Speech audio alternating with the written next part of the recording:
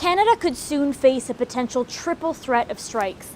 By now, you've probably heard that workers were locked out of ports in BC and Quebec. The work that would normally be going on behind me was at a standstill for more than a week, while workers at the Port of Montreal were locked out since Sunday. And costs are piling up. In the 9 days since the dispute began, the Greater Vancouver Board of Trade estimates more than $7 billion in trade has been disrupted.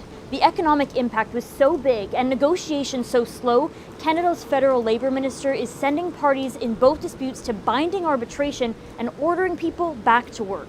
The process belongs to the parties alone, but the consequences impact the lives of working people and families across Canada.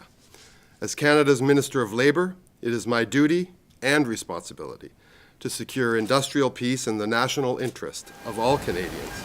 That doesn't mean the dispute is resolved. The main sticking points of automation and wages still don't have long-term solutions, and experts warn those two critical issues at ports aren't going away anytime soon.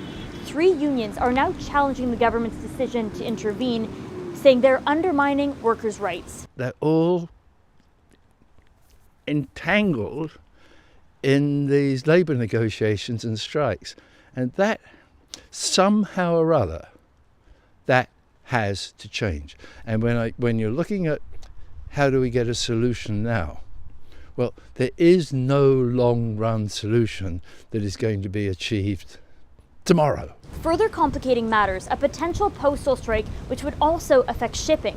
Earlier this week, Canada Post workers gave 72-hour strike notice and could be on picket lines by Friday. The union said even though they've been negotiating for over a year, they're at an impasse over issues like wages and medical leave. Canada Post said the financial impact of a strike would be big and that rural communities in Canada would be affected the most. I think wages are a problem, but the philosophical problems go deeper. They say that they want weekend delivery. We say this is how we see you being able to do any of that. And they say, no, we don't want to do it the way you envision it. Some small businesses say the impact on them would be significant, especially right before the busy holiday season. We ship all of our online orders with Canada Post, and we work with a lot of local Canadian makers and designers.